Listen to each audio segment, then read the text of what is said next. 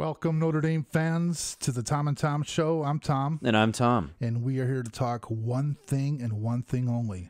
Notre Dame football.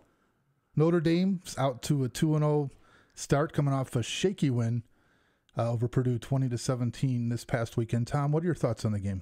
A win is a win. That's my thought on the game. It wasn't an ugly win, the ugliest win we've seen. It wasn't certainly the best played game, but a sloppy win is a win, and we'll take it.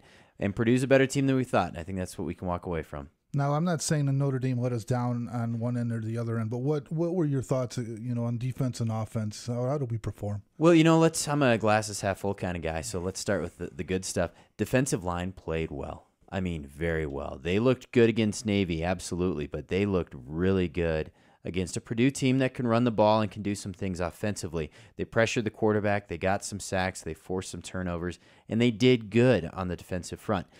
Likewise, the secondary played well. I think coming into the season, the secondary in its youth and inexperience was a little bit of a suspect part of Notre Dame's overall team, but they played well. They didn't allow too many big plays, and that was good. Now let's talk a little bit about the bad. The offensive line really regressed. Everett Golson was sacked 5 times. He was rushing a lot of his throws. Notre Dame, who ran for nearly 300 yards against Navy, ran for 53 against Purdue.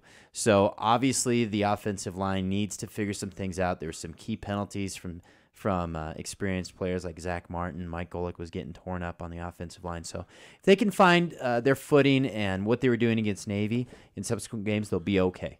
Now, do you think it was more a sense of the Notre Dame offensive line or the defensive line of Purdue? Hey, Purdue's defensive line is good. They've got some players that are going to play on Sundays on defensive fronts in the NFL. They've got a couple players that can go in the early rounds of NFL drafts here to come in the next few years. But at the same time, Notre Dame's offensive line is much better than how they played against Purdue. They showed that against Navy. They showed that last season, how good and effective they can be. So, a bad game is a bad game. Just we're thankful it didn't cost us a victory. We kind of thought it was going to be more of a blowout than it was. And coming into the third, or at the end of the third, beginning of the fourth quarter, the game was a little bit shaky. I mean, Purdue actually had a chance to come back and win. But then again, quarterback controversy. Now, we talked about it last week. We didn't think there was going to be any, but here they bring Tommy Rees in for the final drive. It looks like he made pretty much all the right reads, maybe not all the right throws. But what are your thoughts on that? Well, if you would have told me this time last week that Everett Golson, the starting quarterback, was 21 for 31 and nearly 300 yards, accounting for 2 touchdowns, I'd say Notre Dame would blow him out. I mean, who was to see the running game just essentially disappear? Everett Golson did a wonderful job. He ran for a touchdown. He threw a touchdown. He did cough up the ball once. He fumbled. It was a tough little rollout. But, I think ultimately you look at a guy like Tommy Rees. He's got 16 starts under his belt. He's the senior statesman of that quarterback crew. And, ultimately he's the cerebral guy that's going to think out a 2-minute drill to win the game. Now, with all that being said, you got to say Golson's your man from here on out. And Coach Kelly said that immediately after the game. He's going to start. Golson's going to start Michigan State. At the same time, it's good that you can put in a closer. If you will, Coach Kelly used the analogy of baseball. That you got a starter, and you got a reliever, and you got a closer. You want the starter to go all 4 quarters. But in the case that he can't, I'm fortunate that we've got a guy like Tommy Rees that can come in and win a game for us.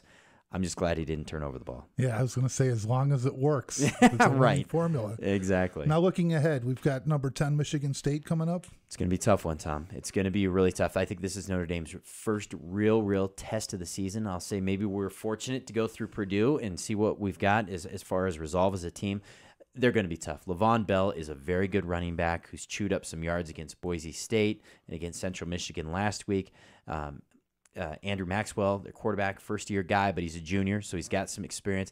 It's going to be tough. Notre Dame needs some balance. They've proven against Navy they can run the ball. They've proven against Purdue they can throw the ball. Let's do both in the same game, create some balance offensively, and we still need a good game from the defensive line. I think they've shown themselves to be a real stalwart so far early in this season. They need to continue to do well. The secondary just shouldn't cough up big plays, and if you do that, you're going to win. It's going to be a close one. I'd say this is a toss-up game if I were to be objective, but since I'm not and I'm a Notre Dame fan, I'm going to pick the Irish, but nevertheless, it's going to be a close one. Okay, how about injuries? I know Tyler Eifert seemed like he had a mild concussion coming out of the game. Boy, honestly, I was scared during the Purdue game. There were 7 players that went out with injuries and didn't come back. So far, the reports out of South Bend is that all 7 players will be on the field Saturday. Eifert seems to be doing well, very minor concussion. I guess he probably could have come back into the game, but the sensitivity to head injuries in football of any level being what it is these days, probably a good thing he didn't. But we should be good to go, a little banged up, but hey, a win always helps keep injuries at bay, right? Right, and put a smile on the face. Now, individually, who do you think needs to step up? Who would you like to see step up in this game? The running game, and I'm going to throw out a name in particular, Sear Wood. He was suspended for the first 2 games against Navy and Purdue. This will be his first game of the season. He was Notre Dame's #1 rusher last year, went for over 1,000 yards. And, Theo Riddick, according to Coach Kelly, is the #1 back. I think you'll see that in the depth charts. And he's played well so far this year, particularly against Navy. But Sear Wood, I think if we see a great game from him, we show some dominance on running the ball, it's going to open up passing plays. And so if we can have him come out and be the player that we know he is, the player he showed fans in 2011, I think it's going to be an exciting offensive production from Notre Dame. Well, Notre Dame fans, you heard it right here on the Tom and Tom Show. I'm Tom. And I'm Tom. And this is Notre Dame football.